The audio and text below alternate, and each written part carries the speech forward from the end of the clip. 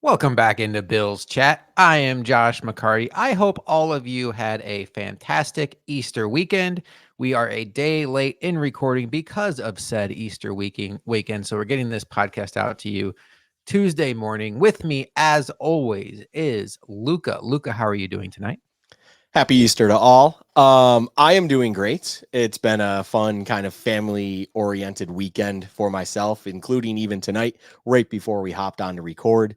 But all that in mind, Josh, this is an episode that honestly I've been looking forward to since the moment the Bills season ended last season, when that Chiefs playoff game ended, because as I said right before we hit live, I did an unhealthy amount of kind of there's just a love I have for this class in this particular position.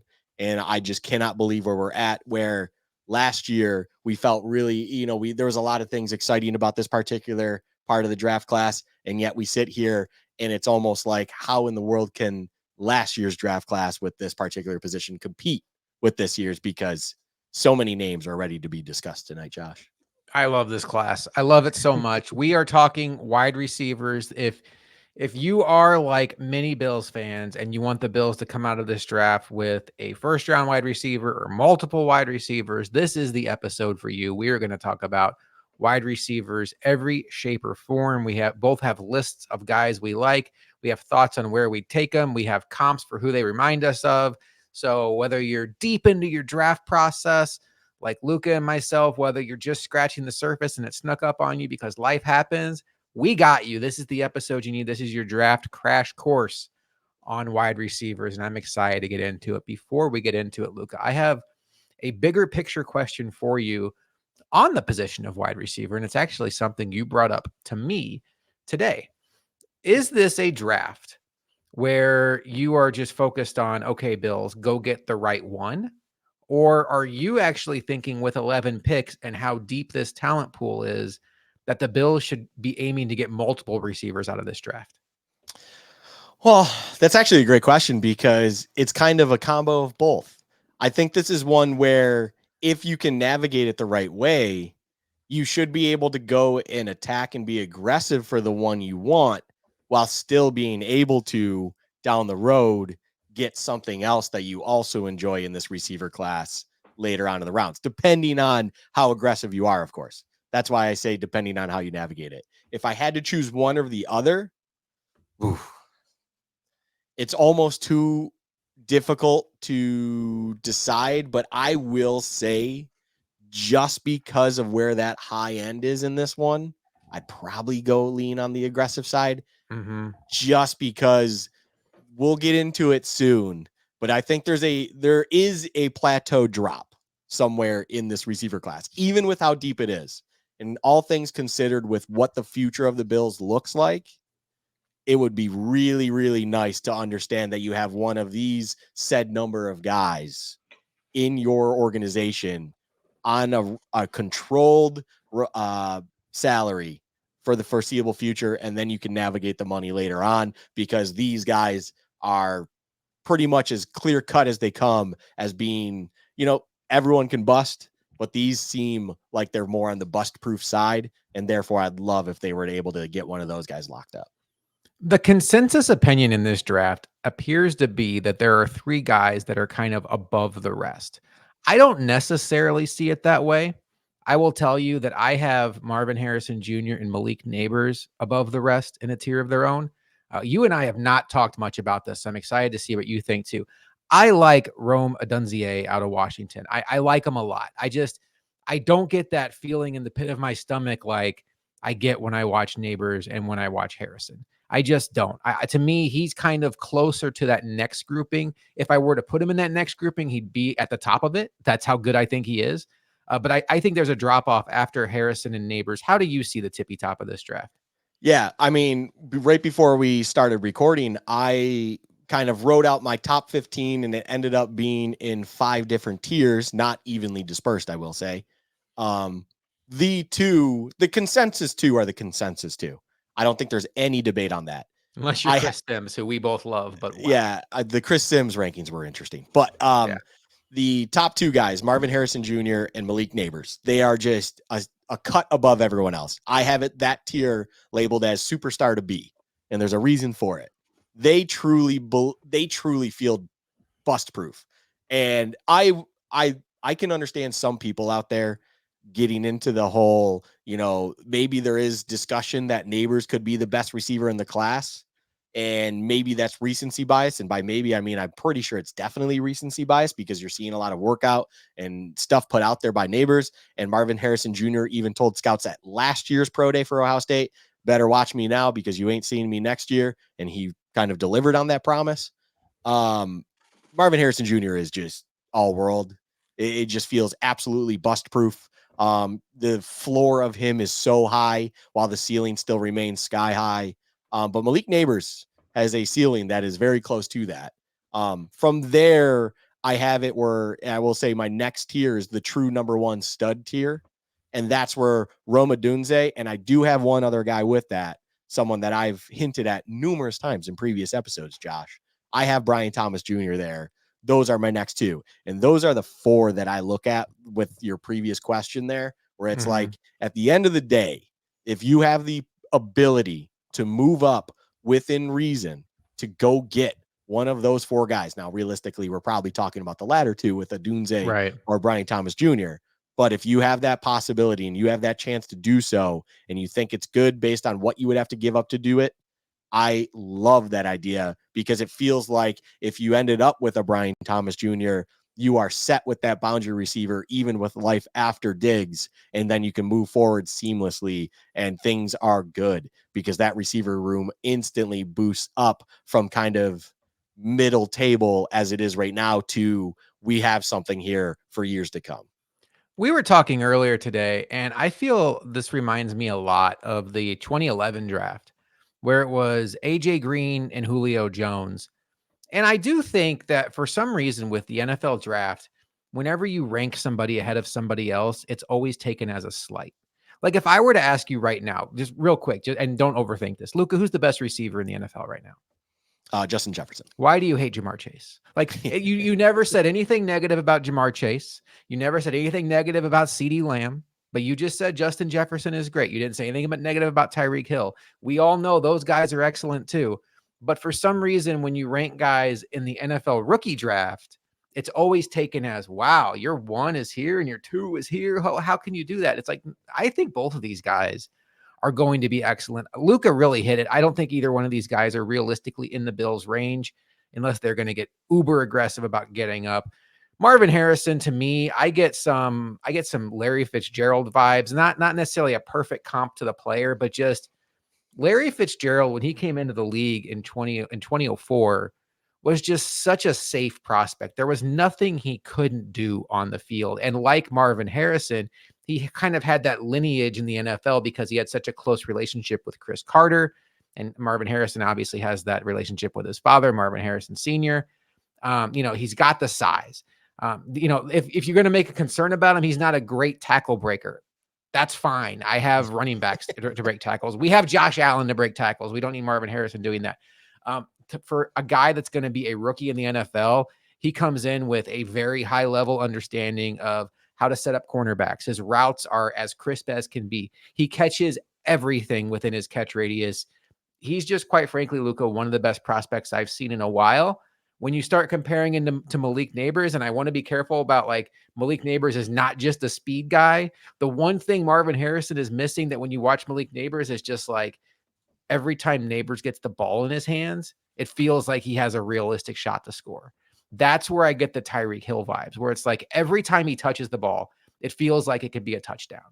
And there's still some things on his game that need to be a little bit cleaned up. I do think there's some technique issues with how he gets off of press. I do wonder if some of that's on how LSU teaches it, because you've seen that be a trend with some of their players over recent years. You even see it with Brian Thomas, where they don't necessarily use their hands the way you'd want them to. But Neighbors' ridiculous explosiveness. He also has elite ball skills. I'm going back in the Wayback Machine. He reminds me of Steve Smith, where it's like he's a smaller guy, but you watch him play and like he looks like he's the biggest dog on the yard. Like he doesn't care how big the corner is. He doesn't care how big the linebacker is. The ball's in the air. It's going to be his. He plays with an attitude. There's a dog mentality about him. And unbelievably, like the speed just absolutely pops. I don't think there's a wrong answer here. But Luka, I want you to give your opinion on these guys too. But I also want you to, if the Bills were to push all the chips in, Julio Jones, what the Atlanta Falcons did, where this is our guy, take whatever you need outside of Josh Allen, but like, 4 draft picks this year, a first next year, and maybe a third next year. Which one of these two guys for the Bills would be the guy you'd be going up to get? Marvin Harrison Jr., sign, seal, deliver. How you doing? Yeah. Keep it moving. Yeah. There's never been a guy that I can recall of recent years, even going back to 2011 with Julio and AJ Green and a lot of the players, even the only guy coming out of that draft as a whole that I was like, yeah, this is a bona fide superstar coming into the league, no questions asked, was Von Miller, right? It's Von Miller draft. I remember I was almost confusing Myles Garrett because he was another one, also Texas A&M guy. It was just like one of those situations where they went from Von Miller to the Myles Garrett. Not to get on a tangent. Anyways, Must be nice. Marvin Harrison Jr. is primed and ready for the big league. He is primed and ready for the NFL. He is clear cut, has everything you really ask for. Even with you saying like he doesn't have that second gear, we'll call it. I just think his second gear is a little different. It's still there. He absolutely can break out in the open field. It's just not as you even put it, explosive as a Malik Neighbors. Malik Neighbors, right. And I want to clarify real quick. He doesn't have that second gear when you put him side by side with Malik Neighbors. When you put him side by side with Justin Jefferson and CeeDee Lamb, he's just as fast as those guys. So it's not no speed issue with me. It's just Neighbors is just different. You were just comping the two, which 100% I do understand. Like when you watch them side by side, it's like, there's something about Neighbors that does truly pop a little bit more. In the dog, I will say Neighbors isn't that small where I think of Steve Smith, but I love the comp otherwise. Like he's not the 6'3" guy who can dominate due to his size, and yet he plays much bigger than what he appears to be, which is where you're getting at there. I love kind of where you went with that. But overall, if you were to ask me one of the two, I am never going to deter from Marvin Harrison Jr. It's just something where the ceiling truly is something Hall of Fame worthy, where you're just like, as long as things work out health wise, and he truly is just a consummate professional like you would expect him to be, it just seems like the sky's the limit. It's very rare that you have these receivers that were understandably kind of Heisman candidates going into the NFL now. And it's like, when those guys are kind of Heisman finalists and they deserve to be so, and now they're going to the NFL and they're going to be a top 5 pick in the draft, barring anything absolutely crazy this year, just because of all the quarterbacks. It's just like, if the Bills could make it happen by some stretch of the imagination, I will say the idea of trading next year's picks is something I am very open to, because as much as we love this year's draft, next year's looking a little bit ahead, although things change, of course, but next year is going to be a massive disappointment, unfortunately, compared to what we got going on. So if you were to package something like next year's first plus other things to move up into this Marvin Harrison Jr. or Neighbors tier, whoa, wouldn't that be something? But overall, you couldn't go wrong. Like you legitimately could not go wrong. Either one of these guys, Josh, I'm pretty sure I'd be buying that jersey the next day. Like it would just have to happen, because they would be an instant game changer. As soon as Josh Allen would see him, he'd probably be like, holy crap, I'm set up for the next 8 years of my life. Like that would be one of those situations. Diggs who? I'm just kidding. Just unless they take Marvin Harrison, and then maybe I'm not kidding. No, I'm with you. I think Marvin Arizona Diggs. I think Marvin Harrison's the guy. I really do. To me, he's so safe. Like you admit it, like this isn't like a conservative pick. Like he has Hall of Fame ceiling. That might even be his expectation. But I was telling you today, his floor, like if he busts, the bust factor for him is not that he's out of the league in 2 years like most busts. The bust factor to him is he's still a 10-year player that puts up like 8, 9, 1,000 yard, seasons. And he's like Christian Kirk, where maybe he's not even the best receiver on his team, but he's still a very useful player. Like that's his floor. And I'm not comping him to Christian Kirk, just more like from statistical production. But I think we both agree those guys are, pie in the sky for a team picking 28th. Yeah. Unless we could get some rumors started about them. That would be, if you have Yeah. anything you want to think of, Put feel on free. a gas mask with a Yeah. bong attached to it. Let's get it Even though now going. it's more legalized, but anyway. Let's talk about the guy that I think most have as the third, Rome Adunzi. Am I saying his last name right? Adunzie? I think a Dunze, From I think I've heard Washington. it both ways. You know, him, I like him a lot. Here's my problem with him. There was nothing specific about his game that I loved, and that's okay. I think with this draft process, like last year, I fell in love with Jalen Hyatt. I still really like him, but it was easy to see what you love about him. Like his speed was just different. I don't know that Rome Odunze is the best in this draft at any one thing. But I think if you start checking all the boxes and you were to rank all these guys like 1 to 50, he might be top 10 at everything. And that's where I know you're not a big fan of this player, so I don't want you to take it as a slight. I almost got like early career Allen Robinson vibes with him, Ooh. where it's like he's not the fastest, but he's got really good body control. And in the right system, he can put up great numbers. And I think there is a chance that he has a hell of a career filled with multiple Pro Bowl trips. Now, look, Allen Robinson found his way to Chicago, and we all know that the purgatory that was. And by the time he got to a real quarterback in LA, he was washed. But I think early career Allen Robinson's kind of what I see, and that's perfectly fine. Like if you insert early career Allen Robinson on the Bills, I'd be happy. You probably wouldn't. You're not. That's more of a personal thing, but that's kind of what I see. And so that's where I had a really hard time, like really putting him above all these next guys we're going to talk about. What do you think about him? I'm a little bit higher on Roma Dunze. I think Roma Dunze was the one guy where I was even higher on him. There's some things out there when that kind of creep in my brain, a lot more advanced metrics out there that kind of are not fond of him because he meets a certain criteria. You look at the other receivers that have gone in the draft in the past 10 years or so, and that list of names that all meet that criteria is a list you don't want to be on. Essentially, it's guys who had high potential that did certain things, but then all of a sudden it's like, uh-oh, it might be kind of flukish. There's something to it though, where I go back and I'm going to make sure I do this more and more now, where when you watch tape, when you watch film, when you watch him in games, there's a clear pop there still in his overall production that you're like, this guy can take over if he truly needs to. I do believe he can do that. I think he is one of those types though, where he's not going to necessarily take over with, let's say, a Zach Wilson type, an inaccurate strong arm quarterback that's just going to throw it all over. And there's a reason that he found his greatest success, of course, with a quarterback like Penix, who truly could put the ball where it needed to be 95% of the time. And when you can put it where it needs to be, he can then capitalize on that and really do something well. The thing that I think wins me over a little bit more when it comes to metrics, though, is reception perception. I don't know if you've seen it out there. I know on Twitter it's been out there.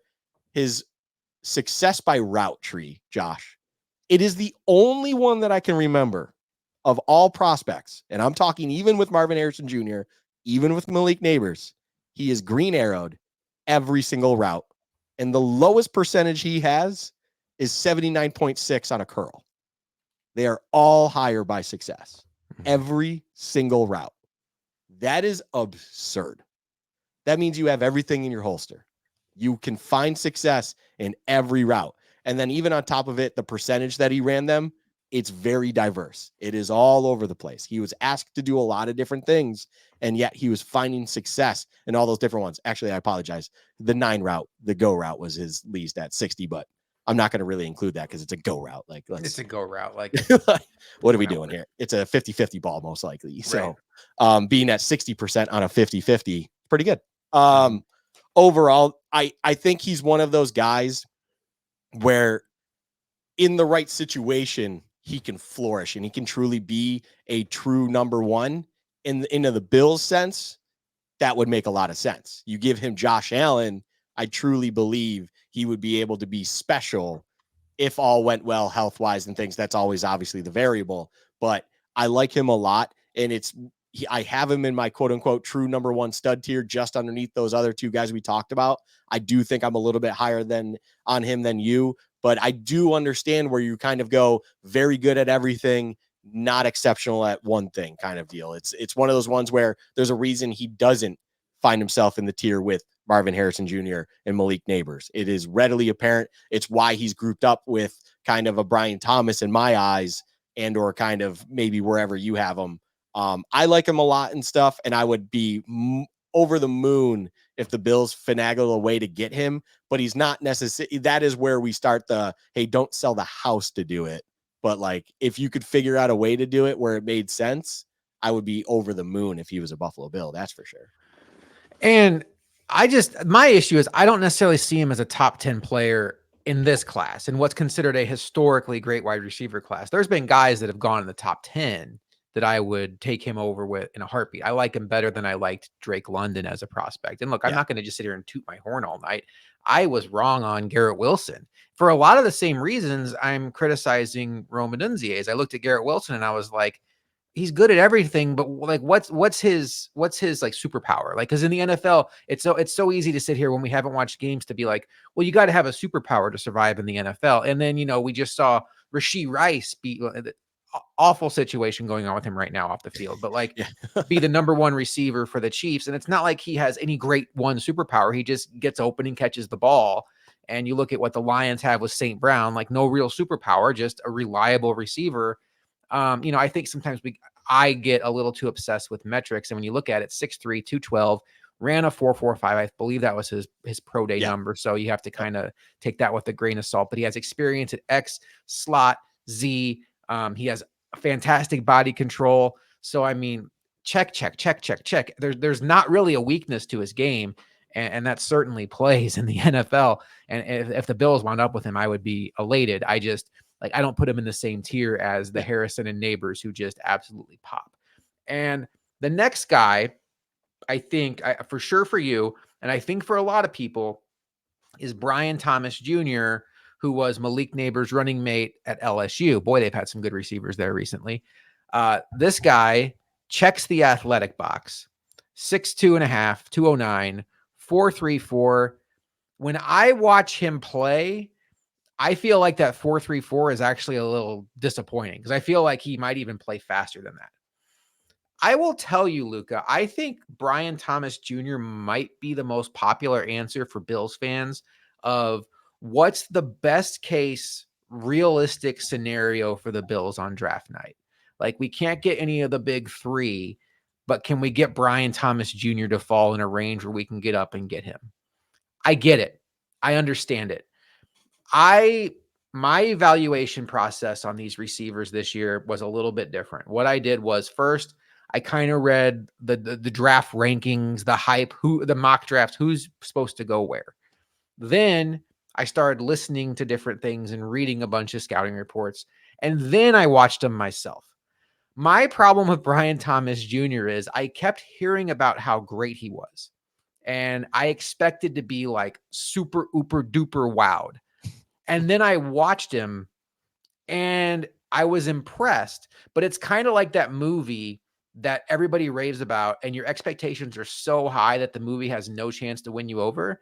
When I watch Brian Thomas Jr. and I put him next to some of these other guys we're going to get into tonight, I can't say definitively that he's better than those guys. I think definitively he, like some other guys we're going to talk about tonight, has a very realistic shot to grow into a number one receiver because of some of the unteachable traits he comes with. But there is some rawness to his game.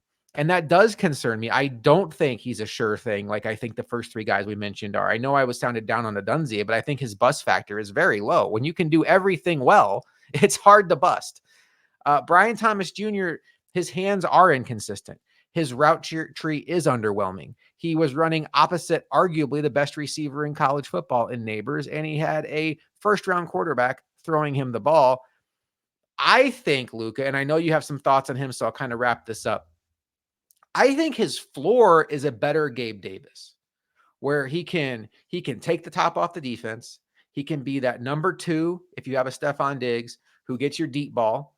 And I think his hands are going to disappoint you if they don't improve. There's going to be moments where he makes spectacular highlight reel catches, but then there's going to be moments where he drops a bunny right in his lap, and it's just like, oh, we needed that. It was 3rd and 10, and you were wide open and you dropped it.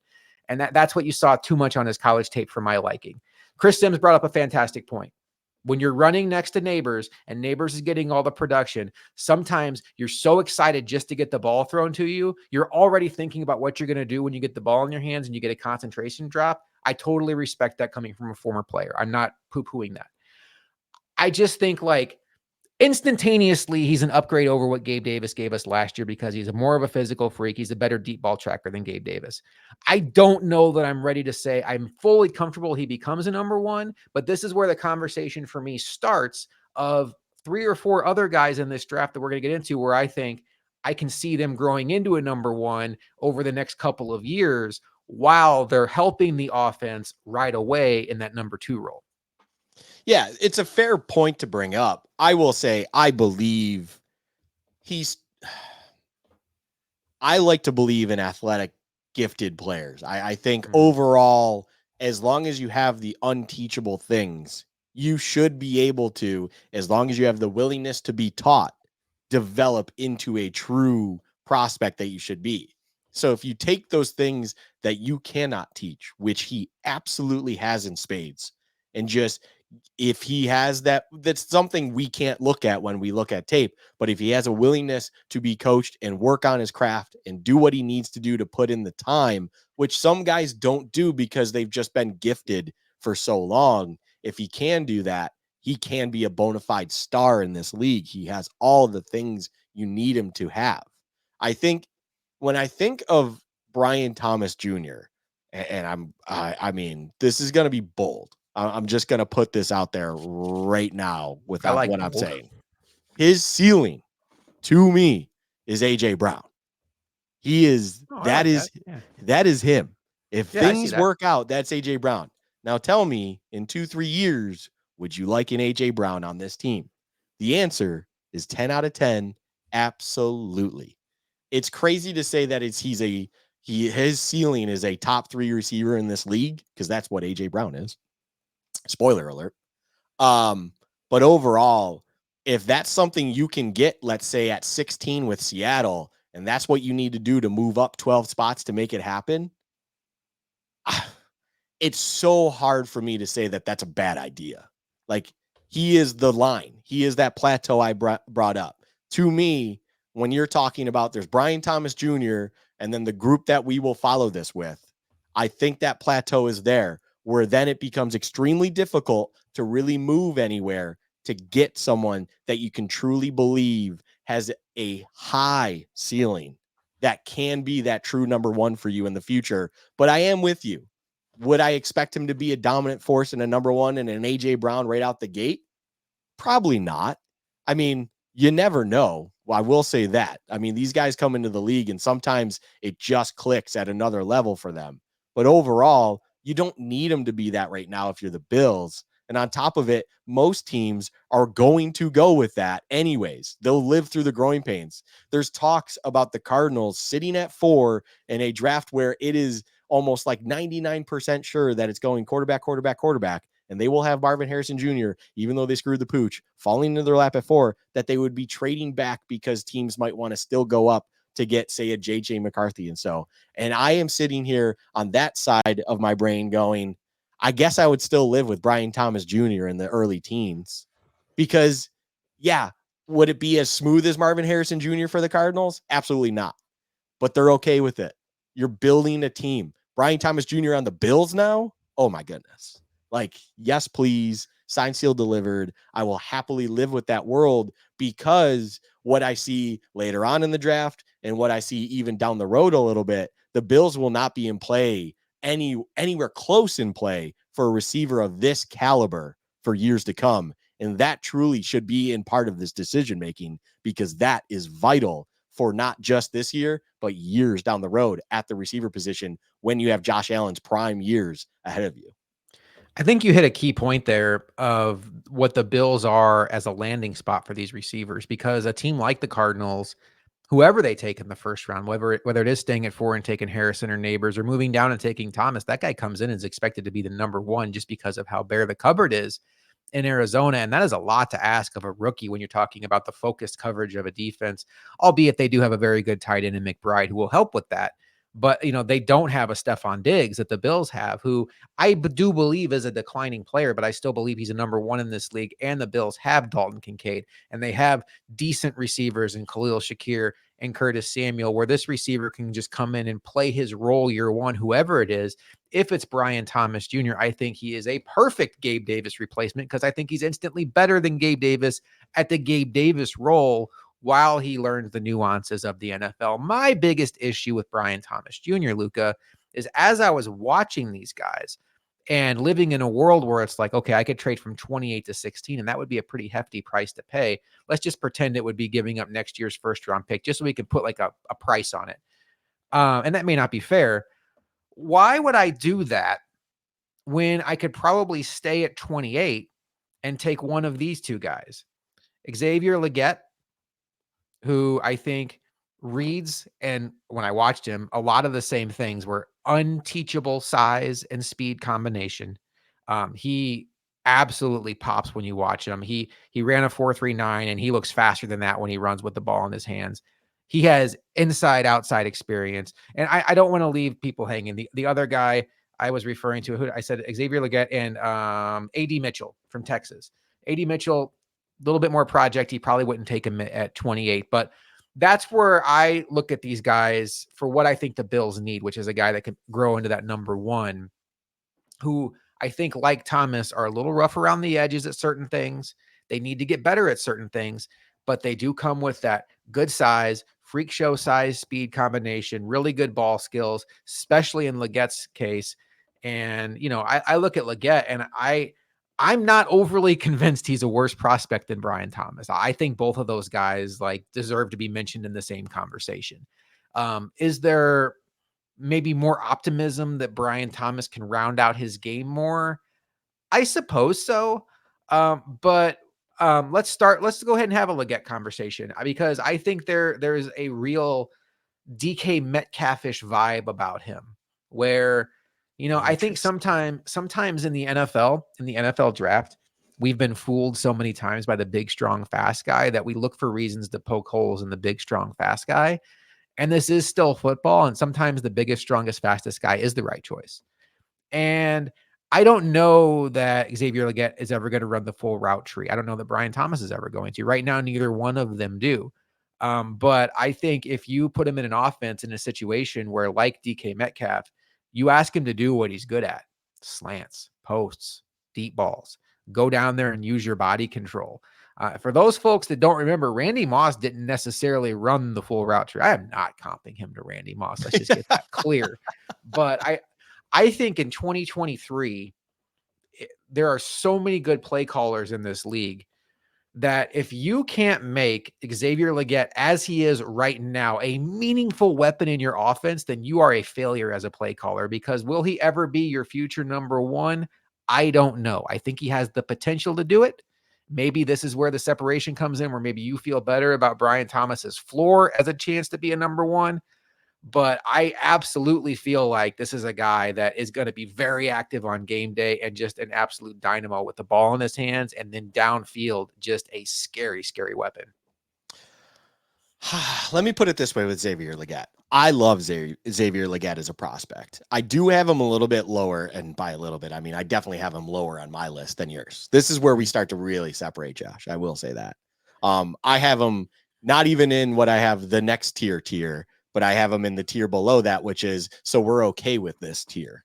Now, emphasis, we are okay with this, but he's in a tier where he is for a reason.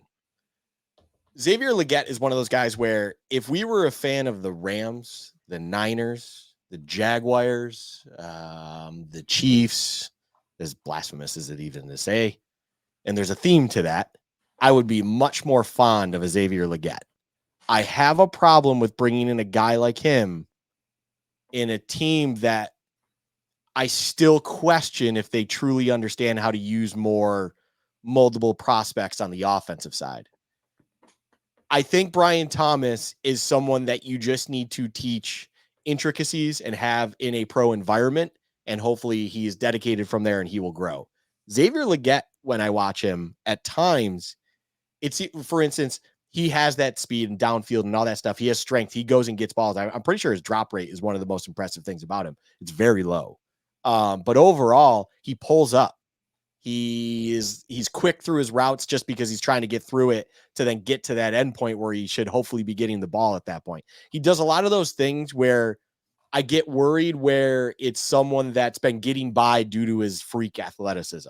Mm-hmm. And that's where I start to get worried with receivers like that. It's like if it there's a reason, a lot of guys like that are kind of hit and miss with where they are, and they just need to be in the right environment to really flourish. And that's why I bring up the point where I started, where it's like if I was a fan of the Rams with a McVay offense, I would imagine Sean McVay would know exactly what he needs to do with him. And that's why you see even later round guys like we've seen absolutely flourish in that offense. He knows exactly what he's getting and he knows exactly what to do with them. As you said, put them in the places to succeed and grow from there.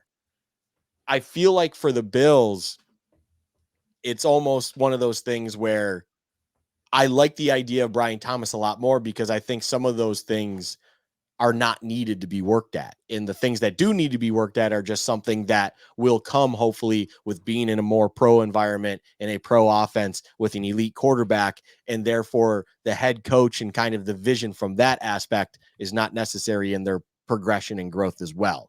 I think that's still vital regardless as becoming a pro, but I'm not worried with that just becoming a pro in general, because I do believe that is one of the strengths of McDermott. Of course, he has proven that he knows how to develop a professional in that locker room for years.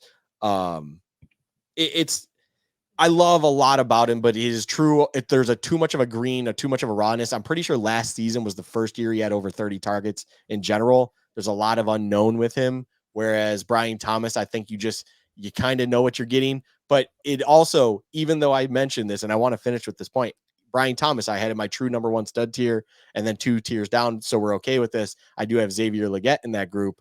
But overall, it feels a lot closer than 2 tiers. I mean, we are splitting hairs. I can absolutely see Xavier getting drafted in the first round. Like you're saying, if you stand pat at 28, Xavier Leggett is a great pick there. I can see a draft board working out in a way where you're dealing with a Xavier Leggett, and that I am okay with. But if you have an opportunity to get a Brian Thomas, I definitely side personally with going to get him, because I guess in the way you put it, the floor might be a little bit higher there, but then I also just truly believe he has a better chance in this environment to flourish with what the Bills have in front of them. You mentioned you have your tiers. I will tell you all, me mentioning Leggett after Thomas does not necessarily mean that I rank him as my 4th best receiver. I'm looking at these receivers through the lens of what I think the Bills need. And I think they need somebody that can come in right now and add a vertical presence to this offense. That is the second most important thing. But the first thing is they need somebody that can be a number 1 of the future for this team, or at least have a realistic shot to do that. So I like Roman Wilson. I love Malachi Corley. I love Malachi Corley. He is so fun to watch, Luka. I love Ricky Pearsall. Pearsall from Pearsall. Florida. Pearsall. I love all 3 of those guys. I don't know that in a vacuum, ranking prospects just like which receiver is better, that I can say confidently that Leggett is better than any of those guys. And depending on what my team needed, I would probably almost certainly take Pearsall over Leggett if I needed somebody to just come in right away and be like my Josh Downs, who's just going to eat up the slot. But I think for what the Bills need, that's where it's a little bit trickier for me. And that's where I lean more toward that X. But I think this is a good time to kind of hit pause on this conversation, because what do the Bills need? And we mentioned about maybe getting multiple receivers. I think we all agree they need a number 1 of the future. We don't need to sit here and talk for 10 minutes about that. But I think the argument for if they stay at 28 or if they trade up and it doesn't cost them an arm and a leg like the rest of their draft to get Brian Thomas Jr. and they still have a day 2 pick and then maybe, some day 3 picks, the argument for them to take another receiver later in this draft because of the depth, I'm going to give you guys 2 names: Josh Reynolds and Tyler Boyd. neither one of those guys just like wow you. Like you're like, oh my God, we got to go face Josh Reynolds and Tyler Boyd this week. But if you're building a receiver group and those are your wide receiver three, you feel great about your wide receiver core. Like the Bengals, they have felt good about the receiver group for the last 3 years, 4 years. And yes, T. Higgins and Chase are excellent, but Boyd there is the three. One of those guys goes down, you feel like you're in great hands. Josh Reynolds is just a guy that's played 9 years in the league. He's gotten contracts, 7-figure contracts from multiple teams now, and just a very useful player. If you can find someone like that on day 3 to round out your depth chart when Curtis Samuel really only has 2 years of guaranteed money. Diggs is going to be 32 at year and Khalil Shakir is going into his contract year next year. It's not just about the number 1 of the future. Can you find the number 3 or number 4 of the future? I think that's a very important thing in a draft, Luka, where the Bills have 11 picks. And I think almost undoubtedly, when we get to day 3, the wide receivers available are going to dwarf other positions, maybe outside of like interior offensive line, which is also very deep. Yeah, you would expect something in this year's draft where we're talking about how deep this wide receiver class is, but that doesn't necessarily mean it's just, well, then there's going to be earlier runs on receivers. There's going to be that kind of like counterbalance to it all where, for instance, my thoughts on this year's draft is it's going to be very offensive heavy in the first round. And I don't think that's a spoiler alert. I'm pretty sure I've heard that elsewhere as well. So many tackles, so many receivers. Obviously, we all know about the quarterbacks if you watch any sort of national sports media whatsoever. That is just going to be talked to death, which is kind of nice and refreshing, honestly, because we can just happily sit there with 17. But overall, when you got all those guys, there's a reason that I'm trying to think of who it was. Man, I wish I could remember because this made me laugh, Josh, because there's a realistic world where depending on how the receivers work out, let's say, there was a mock draft that had Jared Verse, the edge out of Florida State, going to the Bills at 28. Jared Verse is like a top tier edge defender in this draft. But the fact of the matter is there could be such a high end run of offense that then that happens. Well, then day 2 comes around and a lot of draft boards probably get reset where it's like, oh, well, we had all these linebackers, all these other guys for other teams kind of lined up. And all of a sudden there might be kind of this empty period of receivers that, as you're saying, come day 3, the reset happens again. And it's like, oh, wow, all these guys we had that late day 2 grade on, they're still sitting here in the 4th round. They're still sitting here early 5th round. And those are kind of guys like you're bringing up as a point that can really round out a receiver core for years to come because you need those guys. I mean, you're kind of your Malachi Corleys, those kinds of guys could potentially, depending on how the draft board works out, somehow find themselves slipping through the cracks. And it's like that guy seems like someone that the high end to could really outplay what you would find in that 4th round area. Not saying that that's actually how it'll happen, but I would imagine he's going to go at the end of, 3rd round situation. But overall, you don't know how it's going to ultimately work. And this is a draft where the normal day 3 receivers are not your Khalil Shakirs, where it's like, he's a project. He's got a lot of promise. There's things to like about him, but you really don't know what you have.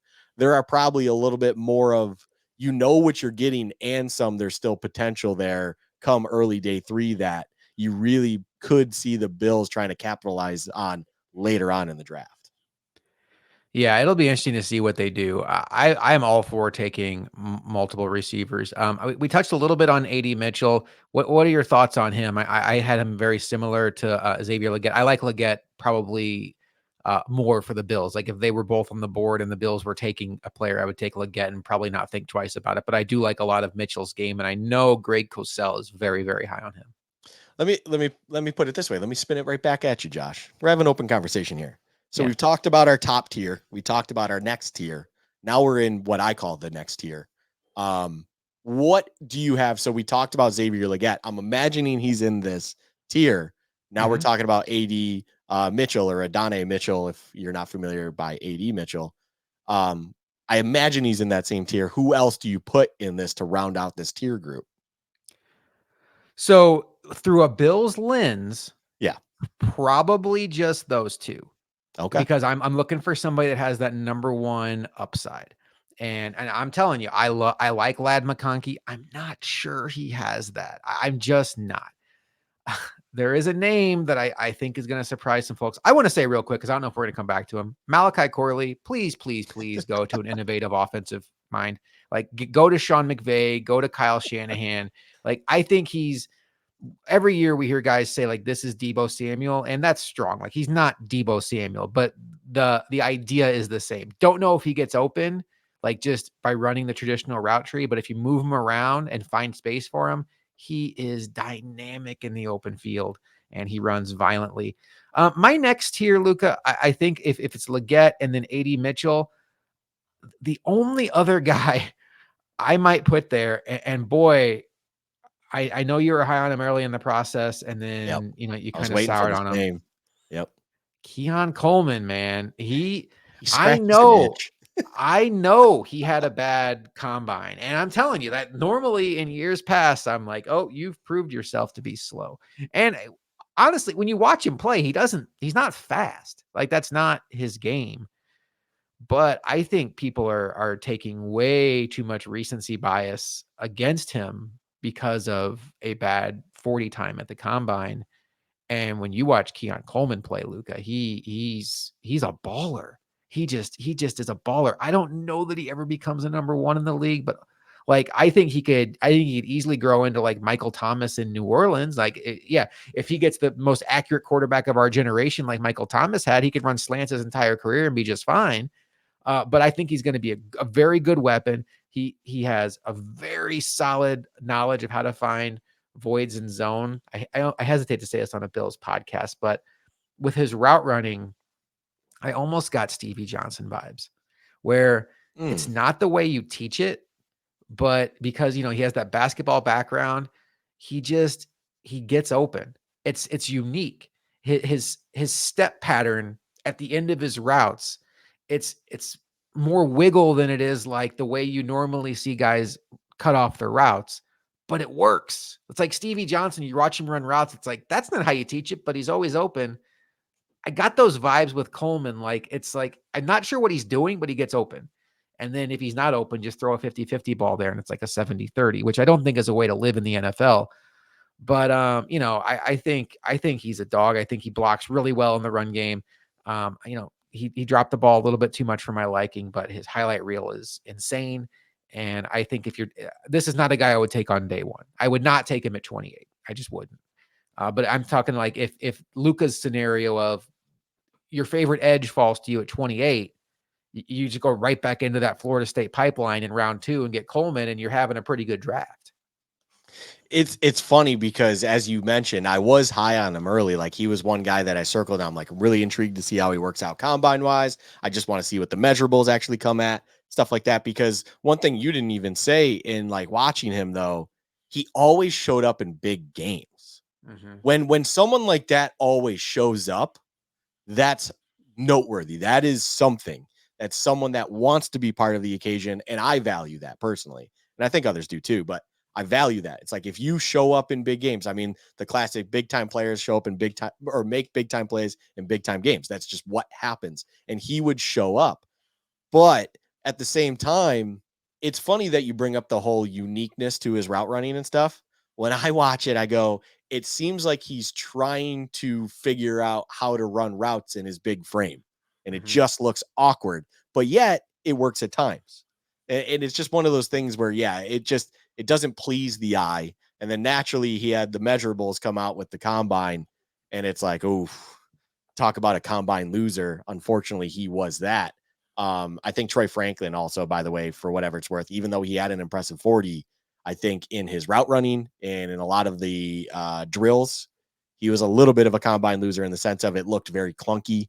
It looked very odd, stuff like that. Not to just randomly throw another receiver under the bus here, but overall, Keon Coleman is one, though, as you mentioned, it was like, man, I kind of got sour on him a little bit after the combine. It really disappointed me. But still, the thing I cannot get out, that itch that is just always there with him, is that he did always show up in big games. When I'd watch a Florida State game, whenever they were on ESPN or our national televised game, he was there. Like he would always show up. And unlike his counterpart at Florida State, Johnny Wilson, who both for Arizona State and Florida State would disappear in big moments and drop everything and would literally piss me off to the point of turning off a television numerous times. I might be sour on Johnny Wilson. Overall, Keon would not. He would always be there. He'd be a reliable target for his quarterback, stuff of that. My tier with that, we're in a similar space. I don't have Leggett in that tier. I do have Keon Coleman and Adonai Mitchell in there. Mine's a little bit more just overall. It is not Bills lensed for the most part.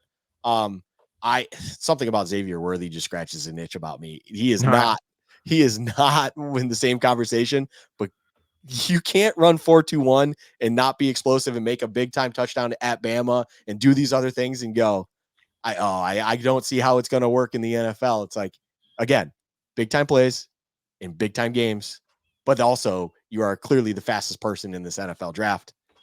I just have to put him in that tier, the next tier with these guys. He's a completely different mold. He's not someone I would take if I'm the Bills at 28. He's probably someone that in the scenario with Keon Coleman, where it's like you had to do what you had to do at 28, and now you're sitting there day 2, and you're like, there is Xavier Worthy sitting there. That's not your number 1 receiver answer, but boy, would that be a fun number 2 or rotational piece as well. But overall, we are in a similar wavelength. I will say that when it comes to AD Mitchell and Keon Coleman, to get back to it, I think those in a Bills lens are kind of your next guys.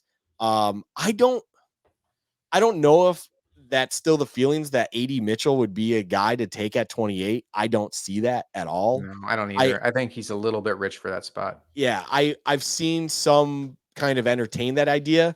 I think we're in the same wavelength as well when it comes to Troy Franklin, as in that regard. It's just in that these guys we're talking about right now, that is my next tier. And that kind of proves what I was, or at least we're discussing now, what I was mentioning, where there is that plateau, there is that drop. And it's like, this is where you start to really contemplate, is it worth taking this guy at 28, or are you just going to do BPA, best player available, and then try to navigate it better come day 2 with a night's rest kind of deal? And it's just, I think there's a lot to like about those guys, Adonai Mitchell, about Keon Coleman, where you can stomach it much better on day 2, and then hopefully that ceiling that they may have can progress into something that does approach what that Brian Thomas thing that you had discussed, where it may or may not work, but there is that ceiling and potential there. It is fascinating, but yeah, the Keon Coleman itch is a funny one that I was glad you brought up in this tier conversation, because it's just one of those ones that just can't go away, even with the sour taste he left in post combine, post workouts, and even some red flags that came up where there is the classic. It's always funny to me, Josh, during the draft process, someone has a bad workout, bad combine, naturally. And I think this happened for AD Mitchell too, where all of a sudden it's like, oh, there's questions about his work ethic. We're not sure what's going on. It's like, are you gauging that off of just a couple workouts, or are you gauging that off of talking to coaches, talking to people that knew him for years, and that's where you gather the information from? Because it seems like that info comes out at a very convenient time every year. Yeah, I'm with you. It'll be interesting to see where he goes. I'm fascinated by that, because I think he's a guy that before the combine you could have snuck into the first round. The Bills are in an interesting spot at 28, because I think that some of these guys like AD Mitchell and maybe even Keon Coleman, like you don't take them at 28 and then the board resets. Receiver needy teams that didn't go receiver early are looking at it like, oh, we can get that guy now at the top of the draft, top of round 2, and the Bills don't have a third, so their ammunition to trade up could be like in that spot of the draft where if they don't take him at 28 and they don't trade down, those guys may not be overly realistic. Let's talk about Lad McConkey. I think he's a unique prospect. I understand it, folks. You don't have to be mad at yourself about this. We all do it. You see that white wide receiver and you're just like, oh, he's a new Julian Edelman. He's a Cole Beasley. And I get it. I do the same thing. Like, it's okay. We're conditioned to do this. He ran a 4.39. He looks fast to me when I watch him play. He consistently got open against SEC corners. Like, your guy Kool-Aid struggled with him. Yep. So, he lined up on the boundary. I think he makes really good sideline catches. He's a very good route runner. I think there's some Stephon Diggs traits to his game, where I think he could win. And like, I think Stephon Diggs, if he'd come into the league and was like a slot receiver, could have been a 100 catch guy every year, just all the same. I think Lad McConkey has that ability. Like, we'll see if it translates in the NFL, but I think he could win at X. I think he could win at Z, maybe Z more so than X, just because of his little bit limited size, move him around, line him up in the slot. He had the 5th highest yards per route run in the entire class. So this idea that he just like is an underneath, slow white guy. If you're not thinking that, good on you. A lot of us are guilty of it. I know I certainly am. I'm more concerned, I guess, about the 5'11", 189. And I do, when I watch him, I don't get that same, like, and I understand Neighbors is not much bigger than him, but Neighbors just is different with his speed. Like, these guys are not comparable. I McConkey to me is a perfect, like, we didn't get a receiver in day one. Day two, fine. If he's the best one there, take him. Throw the ball out there. Let's see where he goes. If he's not your number one of the future, he's a high end number two, and you're good to go. Greg Cosell comped him to Cooper Kupp. Wow. No. But yeah, that was something. You want to hear But this? You want to hear a yeah, comp for him? You want to hear, like, it's funny that you're like, oh, if it doesn't work out on day one, early day two, get your guy. Which, fun fact, you could see a lot of teams trying to replicate the Cincinnati Joe Burrow, T. Higgins, make it happen kind of deal. That whole thing. He is Elijah Moore. He is a wide receiver prospect coming in where you're like, I like some things. There's things there. It's slight undersized, but still respectable. Impressive tape. Kind of can do a lot of different things. You're not sure where to peg him overall, though. And then all of a sudden you're at pick 34, which is where Elijah Moore was taken. And you're like, I'll take Lad McConkey. We'll see how this works out. And then there's things that you can like about it and stuff. That is what, to me, Lad McConkey feels like. And that is not saying Julian Edelman, Wes Welker, things of that nature for a specific reason. It feels, when I watch Lad McConkey, that he can be someone for a team for sure. I'm just not quite sure what that is. And I don't want that to be the Bills' problem. I'll put it that way. And then on top of it, I'm definitely not spending a first round pick for him. He is definitely a board reshuffle top 10 pick. That is what he is. He is going to be someone in my eyes, unless, let's say, the Chiefs at 32 go, you know what? Let's not have him make it to, day two. And he's going to be our weapon for the next 5 years, which, if someone figures it out, it would probably be them. They just signed a rugby player that runs a 4.3 something, and you're just already cringing at what possibly Andy Reid could do with that. Let's not go off on a tangent. I mentioned Kansas City twice already tonight, Josh. But overall, yeah, the Lad McConkey talk, comparing him to Kupp, that is shockworthy.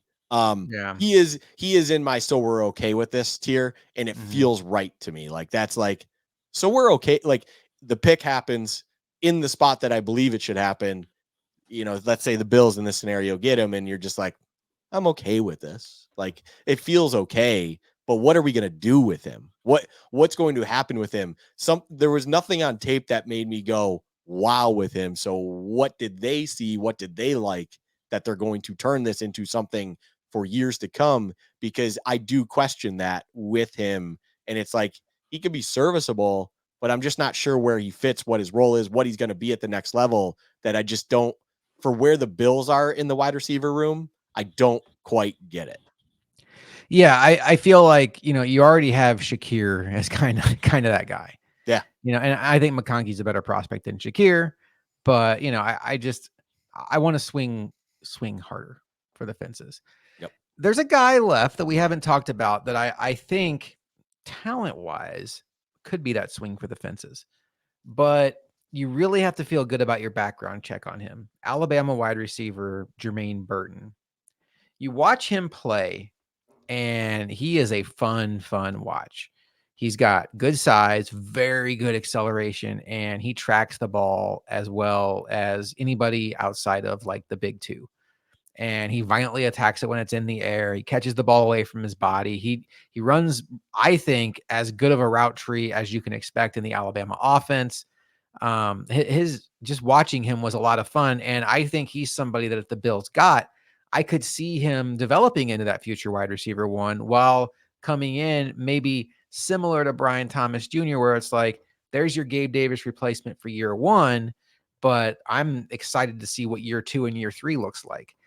The issue is, and it's a big issue, he was caught on video attacking, I believe it was Tennessee fans after a game.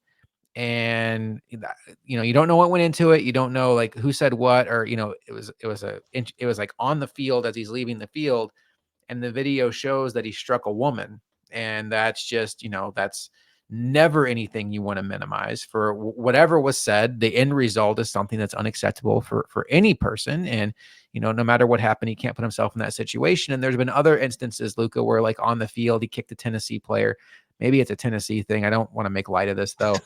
But Sorry, I'll man. just say this, like, if you look into his background and you realize like this was a heat of the moment, like just wrong place, wrong time. Like, I can't think of what the best case scenario would be. Like, maybe he was swinging at a guy that said something completely inappropriate to him and a woman got in the way. I didn't see the video. I didn't want to see the video. So I don't know.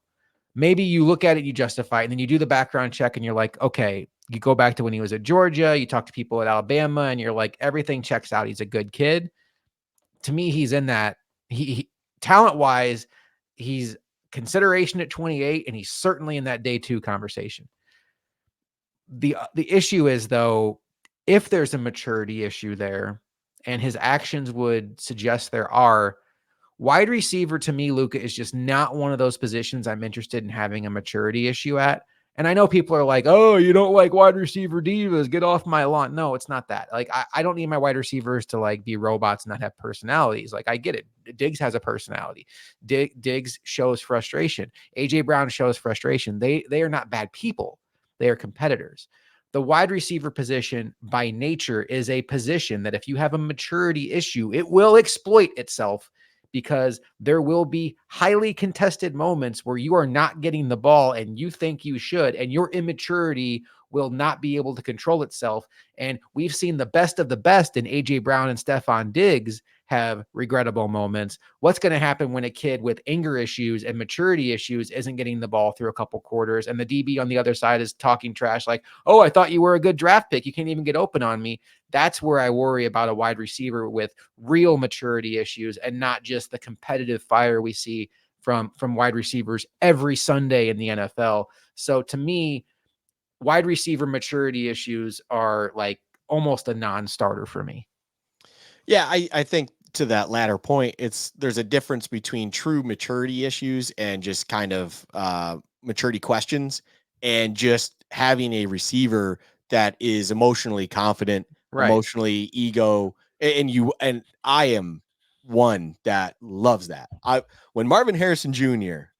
told people at last year's pro day, you better watch me now because you're not watching me next year, I won't be there. And he did show up in person, but he didn't do any workouts, and he lived up to that promise. I love that. That is Mm-hmm. awesome. He was like, well, yeah, in my mind, I'm like, he knew what he had. He had CJ Stroud that he was working out for, but a better quarterback to be working him out. So I'm not going to put bad tape out there. And also, I don't need to prove anything. It's like he wants that. You need that kind of attitude in a receiver. What you don't need is someone that can be emotionally compromised to the point where it is a detriment both on the field and in the locker room and everything in between. And there is that question with Jermaine Burton. Overall, though, when it comes to just the football side of things, IMG Academy, Georgia, Alabama. What I look at when I see that on someone's track record is they take hard and high end coaching and they work with it and they can excel through it. So to me, that feels like something that in a more professional environment like the Bills, maybe they'd be able to mold them the right way personally wise and get them to be a consummate professional and work out those issues while still taking hard coaching criticism and stuff like that, where it might not be an issue because he's kind of gone through that in this environment in his previous years. I will say that, Josh, not to get some in-depth stuff, that crazy stuff out there, like, oh, he went to IMG Academy.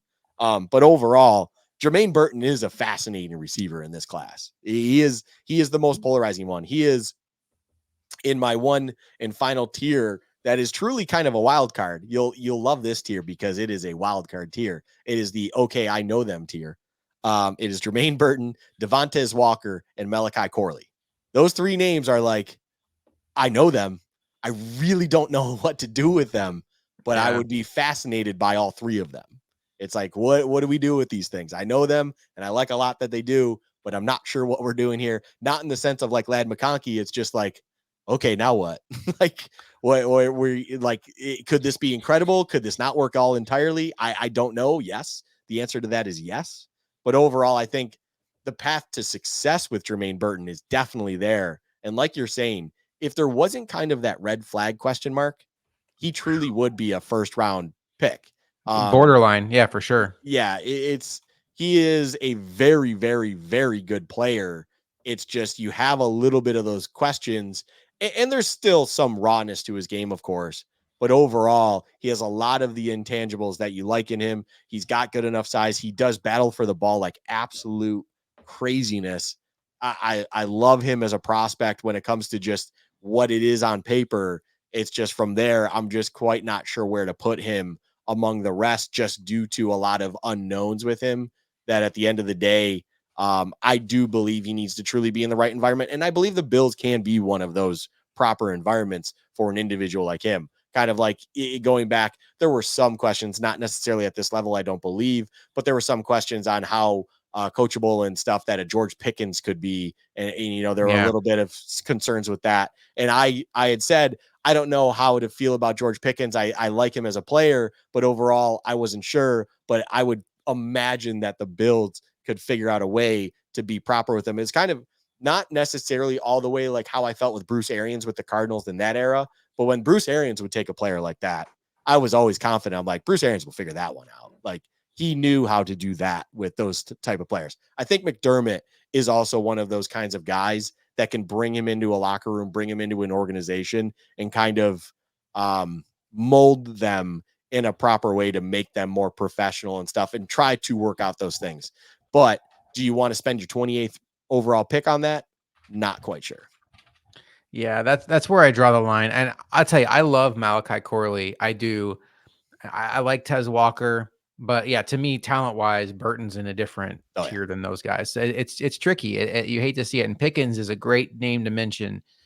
And you almost do wonder, as good as he has been in the NFL, like, is that maturity a detriment to him at times? Because you've seen it kind of sneak in here and there. Now, granted, he has landed in maybe the worst landing spot so far when it comes to like run heavy team that drafts a running back in the first round, team that can't figure out quarterback, you know. But keep in mind, the Bills, for as good as their pass offense is, saw the number 2 receiver last year go like 6 or 7 games without recording a catch. And Gabe Davis didn't say a word. Maybe his mom said a few things on Twitter. But, Gabe Davis was a great teammate. And, I'm not saying that he needs to come in with the maturity of Gabe Davis. Like, that's a lot to ask of any rookie. But this is a situation where it is going to take the right mentality to understand that, Diggs is going to push for his 100 catches. Kincaid's going to be up there among the league leading tight ends. Shakir's going to get his. Josh Allen's going to run the ball in. You're going to get all the way down the red zone, and Josh Allen's going to run the ball into the end zone more often than not. And you still have that Pro Bowl running back in James Cook. So, unless you're just like a Marvin Harrison or Neighbors type of dude, chances are at least year one, you're gonna be lost in the shuffle a little bit. We didn't even mention Curtis Samuel. All right, Luka, we're an hour and 10 minutes in, and we've mentioned a lot of names so far. One more name I want to mention before I just kind of throw it to you and say rapid fire, give me some names, is Javon Baker. And he's a name that I've seen a lot of Bills Twitter get really excited about. I'm not sure why. I'm not saying that in like a negative way. I don't know if there was like a report that came out where the Bills were tied to him. I've had some stuff going on where I haven't been able to follow that too much. Maybe my guess is that's probably what it was. That tends to be this time of year of why all of a sudden like every fan gets super excited about a player. I was not overly wowed by Javon Baker. I'll be honest with you. Like, I don't think he's not a bad player by any stretch. He doesn't have high end speed. He's a very good route runner. He catches the ball well away from his body. He gets off press pretty well. Like, he'll find a role in the NFL. But like, as far as who you're clamoring for at the end of March and early April, when some of these guys we've talked about are just like freak show. And you start like, you go to bed at night and you close your eyes and you imagine Josh Allen, uncorking a deep ball to Xavier Worthy or Brian Thomas Jr. It's like, I don't understand where Javon Baker fits into that. What can you tell me about him? Am I missing something? Because to me, he's kind of like, he blends in with all the other receivers that are kind of in that like 10 to 20 range in this class, where like any of them could be good, but like he doesn't pop to me. Um, yeah, the Javon Baker situation when it comes to just being kind of in the rumblings and being in the Twitterverse or the Bill sphere, the mafia talk, whatever you want to kind of call it, it is an interesting one only in the sense of, so I mentioned we have mentioned Malachi Corley, Devontae Walker, which I've also seen kind of there, and I understand those. This is where another kind of serious plateau goes.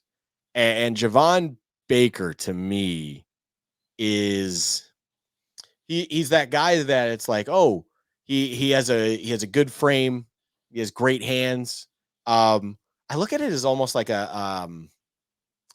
looking at Zay Jones. Now he didn't set records for catches and stuff, but it's like a Zay Jones pick where it's like, why are, now I don't even know how to address this, but why are we getting excited about a day two guy in that sense where Mhm. there's no exceptional pop to their tape and stuff? I don't think you're missing anything. I do wonder it myself. I'm not saying he's a bad player.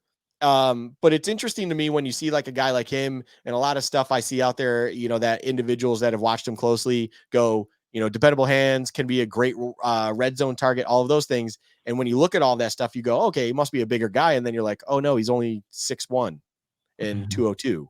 You're like, I that's great. Like, look at Zay Jones. Zay Jones is a dependable red zone target, not because of his overwhelming size for the Jaguars, but it wasn't working out in Buffalo and stuff. And it took him a while to get his groove in the NFL. And it's like, I'm not going to sit here and get excited for someone that I kind of get those vibes from. And it's similar to just because now he wasn't part of the top 30 visits, was he? I haven't paid I attention to that. honestly don't know. I'm guessing maybe there was something tied to him, because all of a Yeah. sudden this week I just saw his name all over Twitter. Yeah, because I believe Tez Walker was part of the top 30 visits and stuff. That's why I've seen that name flooding around. Maybe that's the case. It's been hard to follow through the holiday weekend, I will say that, with family in town and everything of that nature. But overall, yeah, I'm not too certain on that one. Like, if I were to get excited about someone in this day two sphere, I'd be much more rather being excited about a Ricky Pearsall than I would be about a Javon Baker, because I think Javon Baker just truly is where kind of that shelf kind of falls a little bit more. So kind of where I have the line here is you have your Tez Walker, your Malachi Corley, your Ricky Pearsall, just because I brought that up. And then all of a sudden there's that shelf and you have like Jalen Polk out of Washington and or Javon Baker. And it's like, okay, now we're digging into these are not guys I'm drafting because I expect them to be some sort of contributor day one. These are guys that I like something about them. I really want to get them in house, see what we can do, and maybe they can turn into, through workouts, something in this offense, but you're not drafting them off of that expectation, not whatsoever. Yeah, we're aligned on that. All right, we've gone through a lot of guys. Who else? If you want to rapid fire, you want to speed around this. Who else would you like to mention on this show? If there's anybody that we haven't really touched on tonight that you think deserves mention as far as Bills targets or receivers that you like in general? Jamari Thrash out of Mhm. Louisville. He's a name that I love.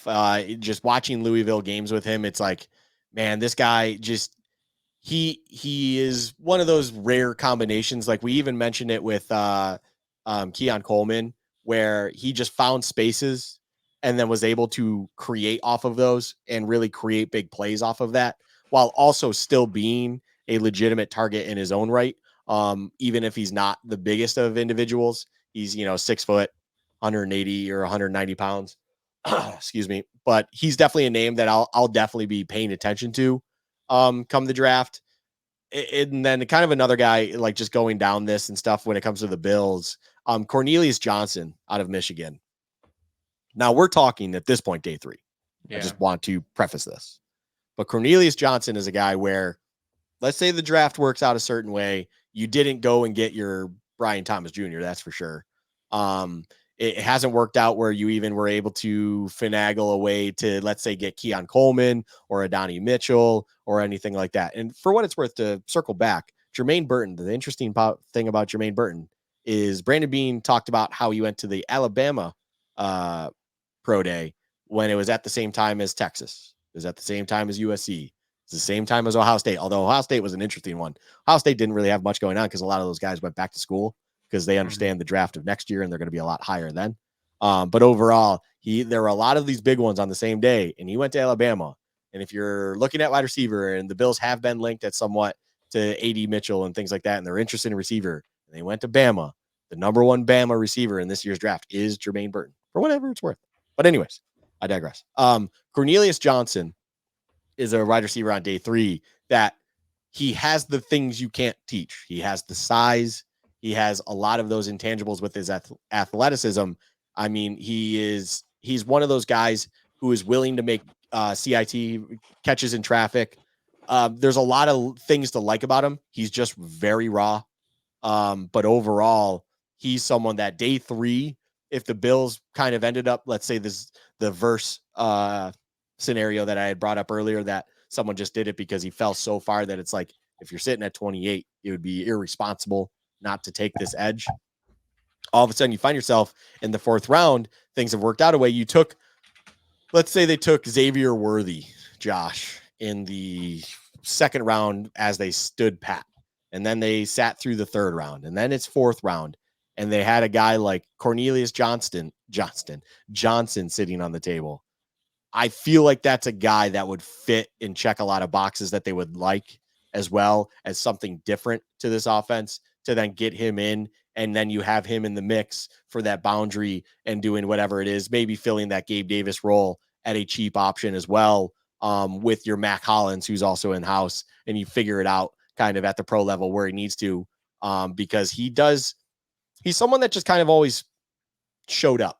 I feel like he was someone that was always in the process there. I mean, there's Roman Wilson at Michigan, and I feel like I was watching stuff with him, and then all of a sudden you would just have Cornelius Johnson also there picking up plays, doing things, especially in traffic. The traffic part of it to me was like, oh, wow. He likes to go up and get the ball, and he generally comes down with it almost all the time. And he's got size and things that you just can't teach. So if we're talking about day 3 here in the 4th round, you would love to take a chance on someone like him and see what you got, because I feel like that's kind of something you did with Gabe Davis, and we saw how that all worked out. He's got a good athletic profile outside of even just the size. So just another name to think about, Cornelius Johnson. Just say it one more time. I just like saying Cornelius, to be quite frank, but Corn dog. Overall, I do like Cornelius Johnson. Is just another name to throw out there. Like Roman Wilson, who's going to go much higher than him. It's such a tough eval, and it's weird to say about the team that won the national championship, but Michigan is such a run-heavy team. They don't pass funnel, and when they do pass, they spread the ball around to like 3 or 4 different targets. So it's just so hard to get a feel for what these guys can do. So I do think there's a real chance that maybe there is a hidden gem in that offense, that this is a guy you take a flyer on day 3. I think the Bills did that with Justin Shorter. Like he was a traits guy they took on day 3. So maybe this is a guy that comes in and it's like, hey, Cornelius, this is Justin. You guys are competing for the last roster spot at wide receiver this year, and may the best man win. Luka, this was fun. Next up for us, we're going to talk about, there are other offensive positions outside of receiver. They're not as fun, especially for the Bills, who I think we can, say they probably aren't taking a quarterback high. They're drafting Caleb Williams. Oh, that would be amazing. They aren't taking a running back high. I wouldn't think so. But they filled out their offensive line a little bit through free agency, but they lost Mitch Morris. They lost Ryan Bates. They got some work to do. Spencer Brown's going into a contract year, and this is a good offensive line class. Luka and I are going to deep dive into all the offensive positions, probably mostly offensive line, because, they're not going to take another tight end high. They might take one late, even, I don't know. But mostly offensive line, maybe a splasher running back. And then, we'll talk about the quarterbacks, because they are very much the story of this draft. We'll kind of give our thoughts on some of the top guys, even though I don't think the Bills will be involved in anything meaningful at quarterback. But Luka, before we get out of here, one last question for you. The Bills pick 28th. I want you to now name to me every wide receiver in this draft class that you would be okay with the Bills taking it 28. That can include the Harrisons and the neighbors. This is like, if the Bills stay at 28, how many receivers are there that by the time we log off of our live draft show that you would say, okay, I can deal with this. This is good. All right, Marvin Harrison Jr., Malik Mm-hmm. Neighbors, Rome Odunze, Brian Thomas Jr. Those are the set in stone, no No questions brainers. asked, no Mm-hmm. brainers. I will put. It's funny because Xavier Legette to me was someone that actually technically fell in my Mm-hmm. mind. So if there's something that maybe I'm even missing, that athleticism. I mean, he has the athleticism. It's just at 28. I'll throw him in there just for sake of conversation, even though he's a couple tiers down. I mean, I'm basing this off of tiers of my top 50 board, Josh. That's now, I think, a couple weeks old. I probably should update that at some point, and really kind of rethink it.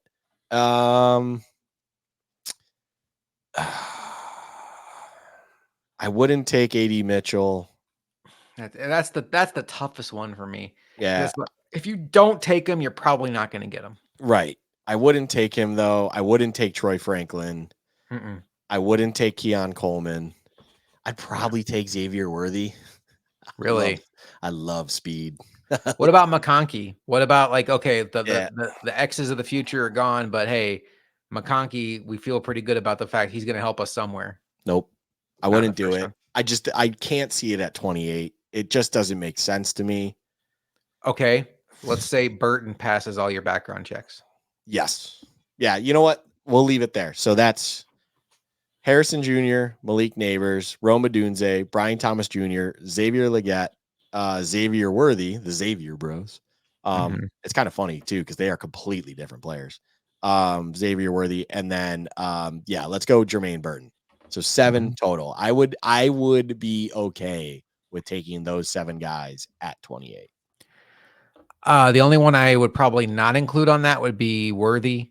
But you could talk me into a 4.29 or 4.2 whatever speed receiver 4-2-1. pretty quickly. Did you see that Miami was at his pro day, by the way? Like, I what did. the Dude, what do you need with I'm Oh, convinced that Mike McDaniel is like a Madden player that is just thinking about how this team can well, be we the know funnest Tyreek team on Hill Madden. is. Maybe he I just know. has. Maybe Tyreek Hill's driving the ship. He's like, I need to keep winning these Madden comps, and you need to draft me Xavier Worthy. He's the new age Al Davis. I mean, you have A-Chain, you have Mostert, you have Hill, you have Waddle, you throw Worthy in there. What are we doing? And Tua is going to get all the credit. I mean, go ahead and pay Tua. Go ahead and pay Tua. It's fine. I'm with you. I think those are the guys. Legette, I would take at 28. I really would. And I think the Bills are in a fantastic spot to take a player like that. It just thundered at my house. I don't know if you heard that. I heard that. The Bills are in a fantastic spot to take a player like that, where even if he can't, be everything you expect him to be right out of the box, that they're insulated with the Samuels and the Shakirs and the Kincaids and the Knoxes, where they can slow play it. They don't need him to hit the ground running, but if he's ready, he's ready. So I would do that. Yeah, my daughter also heard the thunder and she is knocking at the door. So this is a good time for us to go ahead and wrap it up. Happy Easter once again to all of you. For Luka, I am Josh McCarty. Next week, we will get into all things offense, non-wide receiver related, and we will talk to you next time on Bills Chat.